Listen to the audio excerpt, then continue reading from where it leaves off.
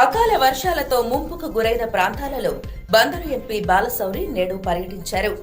గన్నవరం, గుడివాడ నియోజకవర్గం మధ్యలో పుట్టగుంట గ్రామం సమీపంలో ఉధృతంగా ప్రవహిస్తున్న బుడమేరు వంతెన వద్దకు స్వయంగా ట్రాక్టర్ నడుపుకుంటూ వెళ్లి బాధితులను పరామర్శించారు మచిలీపట్నం ఎంపీ బాలశౌరి.